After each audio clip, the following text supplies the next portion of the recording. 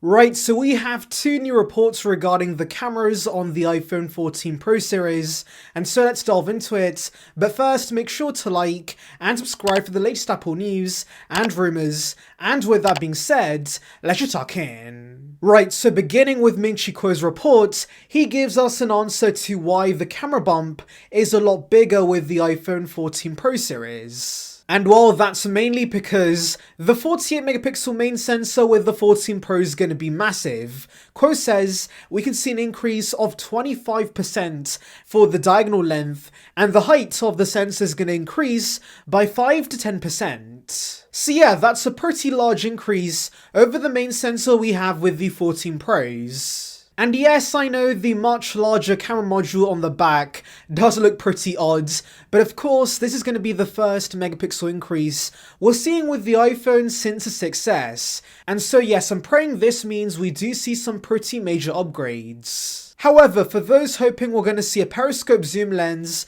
with the iPhone 14 series, I do have some bad news because Jeff Pu tells us the iPhone 14 series is at the EVT stage and the periscope zoom lens is not to be found.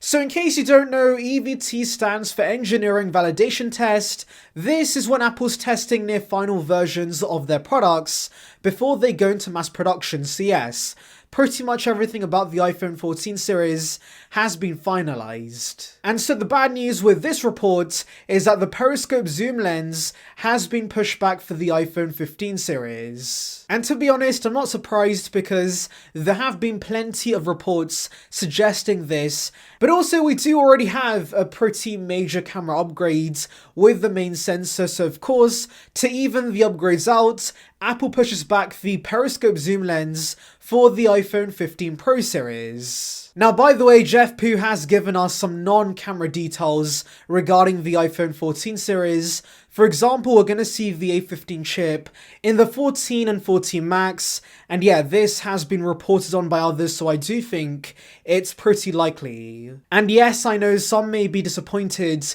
the A16 is only going to be available with the Pros, but of course, do remember the inclusion of the older A15 chip could decrease the prices of the regular 14 and 14 Max, and ultimately I'll take that. And yeah, Jeff Pu does mention that we could see similar prices to the current iPhone 13 series, and so while the Pros do see a price increase, the regular models might stay at $699 and $799. Finally, Jeff tells us the Shenzhen lockdown has not affected the development of the iPhone 14 series and current production of Apple's chips. And by the way, I do want to mention this relatively sus leak regarding Antutu scores for the iPhone 14 Pro and Pro Max. And essentially, the GPU is going to be 35% faster and the CPU is going to be 42% faster, which are pretty nice upgrades. However, I do find this kind of hard to believe because we do know the A16 chip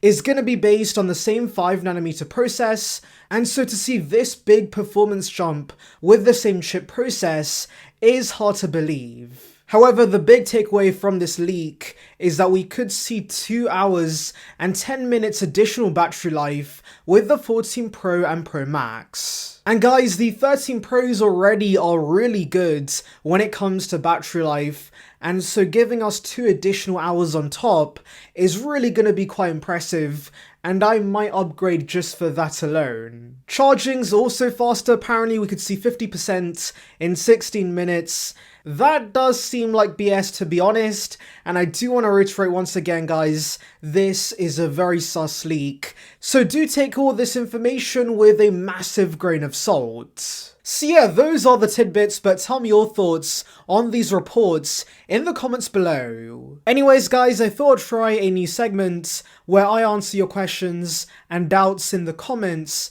in the video itself. Now this is partly inspired by good friend of the channel iCaveDave, but ultimately I do think this could be fun, so I'm gonna give it a go, and tell me in the comments below guys, what should the name of this segment be? Anyways, getting into the questions, LA Rams fan says, is it true we could see 4 cameras with the iPhone 15 in 2023? Now this, I believe has not been rumoured.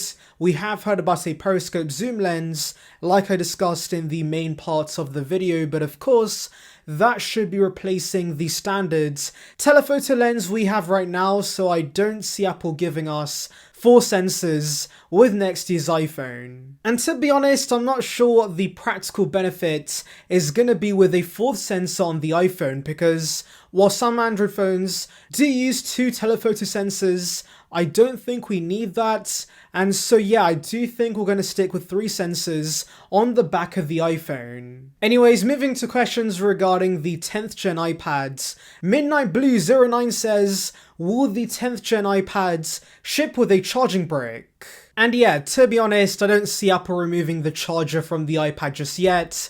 Mainly because many buying the iPad are first-time customers, unlike the iPhone, and so they do need a charger in the box to set their iPad up. So yes, do not worry guys, Apple is not going to maximize profit margins with the budget iPads. This should still have a charger in the box. But anyways, we have another question from Coconut. They ask whether the new budget iPad is going to retain the headphone jack. And this, unfortunately, I do think is going to go, purely because we're pretty confident we're going to see an iPad Pro / iPad Air design, and with every iPad in the range losing the port, I do think the new base iPad is going to remove it. And actually, if I'm not mistaken, apart from the Max, the budget iPad is the only consumer level product Apple still sells with a jack. So yes, obviously Apple wants to boost AirPod sales, and so for that reason alone I can see Apple removing the port. And Flash also asks what will be the price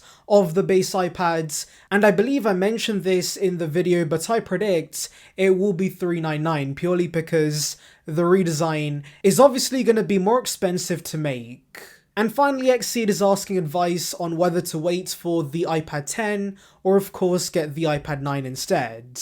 And to that I would say wait, because the iPad 10 is supposed to be a massive refresh, but of course if you do find a good deal on the iPad 9, it's still a very good iPad, and so if you can't wait, definitely get that for a good discount. Anyways, that's the end of this segment guys. Post any other questions or doubts you have in the comments of this video, and hopefully I can answer them pretty soon. Anyways, thank you for watching guys, make sure to like and subscribe for the latest Apple news and rumours. Check out the link above on details regarding the iPad 10, and on that note, I'll see you guys in the next one. See ya peeps.